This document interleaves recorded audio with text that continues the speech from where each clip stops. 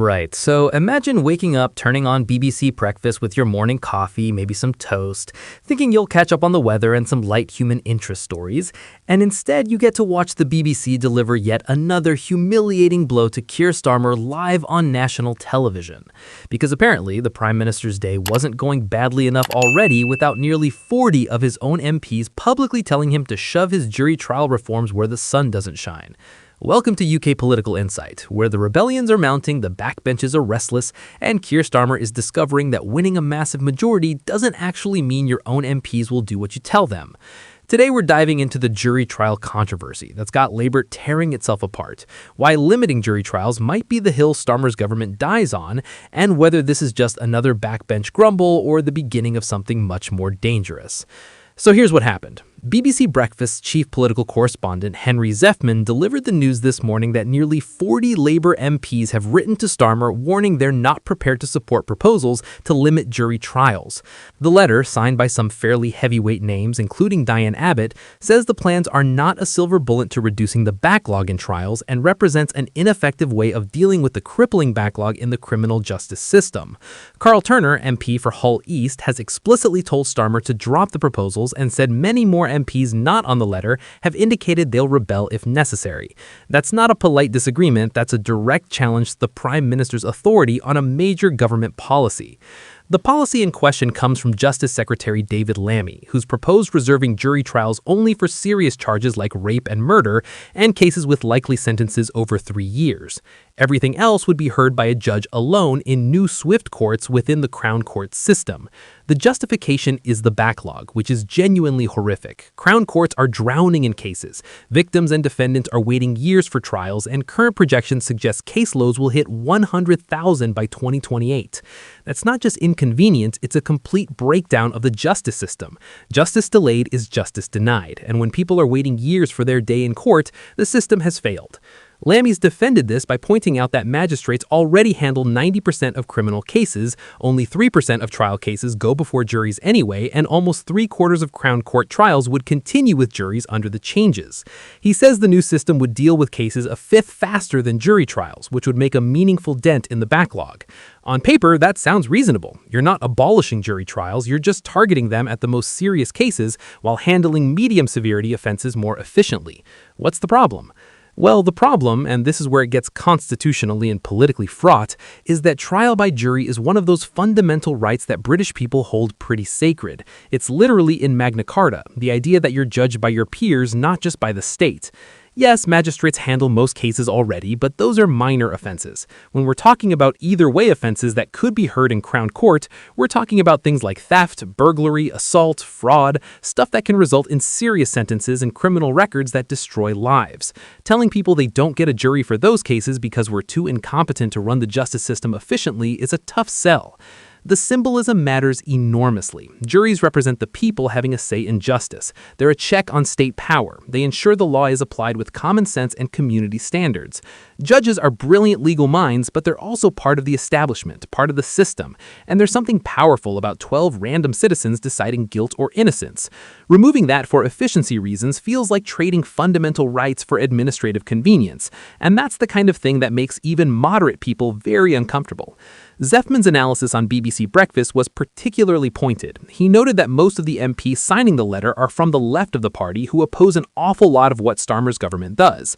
That's polite BBC speak for these are the usual suspects, the socialist campaign group types who were never going to be team players. But then he added something crucial. This is where the welfare rebellion started, and it grew quite significantly. That's the warning. What starts as a predictable left-wing protest can snowball into something much bigger if the underlying issue resonates with MPs from across the party. The welfare rebellion Zeffman referenced was over winter fuel payments. Remember that disaster? Started with left-wing MPs objecting, government thought they could ignore them, and then moderate MPs started getting uncomfortable, and suddenly Starmer faced a genuine threat that forced a humiliating U-turn. The pattern is eerily similar. Left initiates rebellion over principle, moderates realize their constituents hate the policy too, rebellion grows beyond its initial base, government forced to back down looking weak and incompetent. If that happens again with jury trials, Starmer's authority is shot. Carl Turner saying many more MPs not on the letter will rebel if necessary is the key danger sign. That means there are Labour MPs who didn't want to publicly sign a letter but have privately told colleagues they'll vote against if it comes to the floor. That's how rebellions grow. The public signatories create political cover for others who are nervous but sympathetic, and suddenly your 40 rebels become 60 or 80 and your majority's under real threat. The fundamental issue here is that Labour is trying to solve a crisis they inherited through a shortcut that tramples on civil liberties, and their own MPs are saying absolutely not. Fix the actual problem instead. The backlog exists because the justice system has been chronically underfunded for years. Courts have been closed, legal aid gutted, prosecutors overwhelmed, and the entire infrastructure left to rot.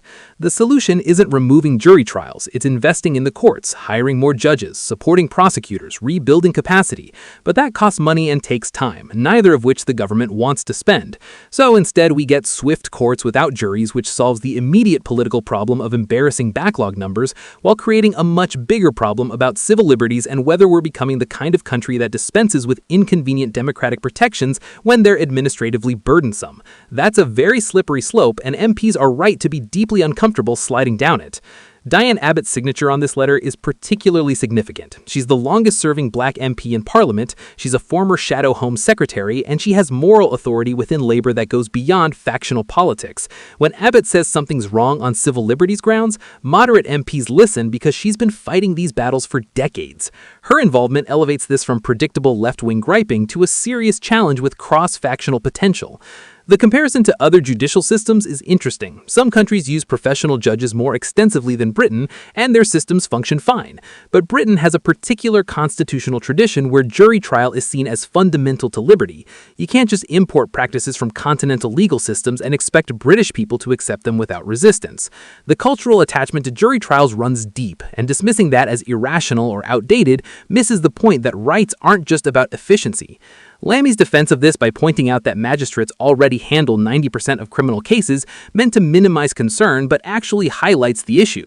If so few cases get juries now, why are we removing them for more? If the system already filters most cases to magistrates, what's the justification for going further? The answer is pure efficiency, but that's not sufficient justification for removing fundamental rights. You need a much stronger case than it'll be faster.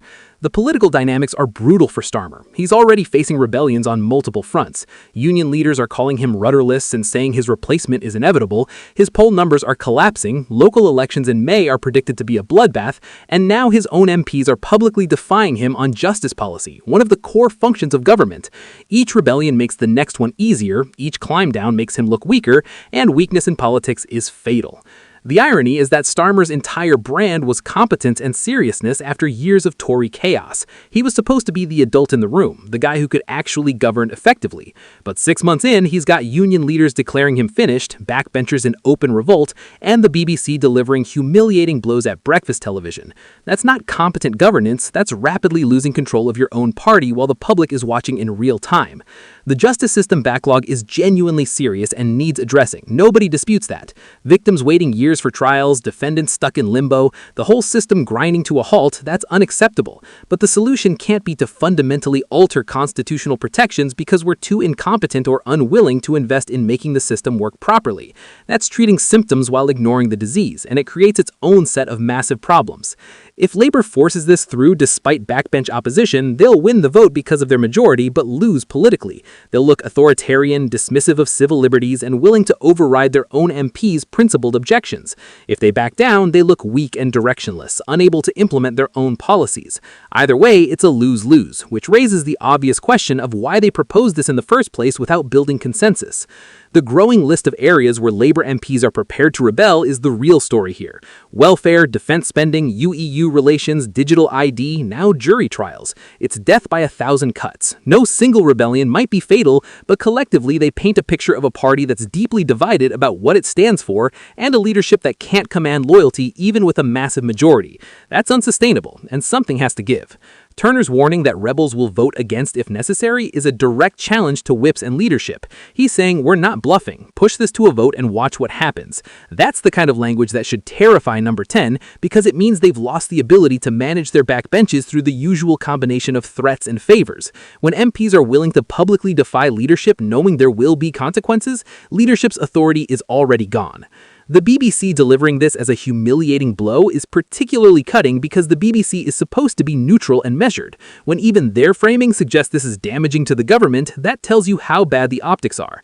This isn't partisan attack, it's straightforward reporting that Starmer is losing control of his own MPs on major policy, and there's no way to spin that as anything other than weakness. The justice system backlog is genuinely serious and needs addressing. Nobody disputes that. Victims waiting years for trials, defendants stuck in limbo, the whole system grinding to a halt, that's unacceptable. But the solution can't be to fundamentally alter constitutional protections because we're too incompetent or unwilling to invest in making the system work properly. That's treating symptoms while ignoring the disease, and it creates its own set of massive problems. If Labour forces this through despite backbench opposition, they'll win the vote because of their majority but lose politically. They'll look authoritarian, dismissive of civil liberties, and willing to override their own MPs' principled objections. If they back down, they look weak and directionless, unable to implement their own policies. Either way, it's a lose-lose, which raises the obvious question of why they proposed this in the first place without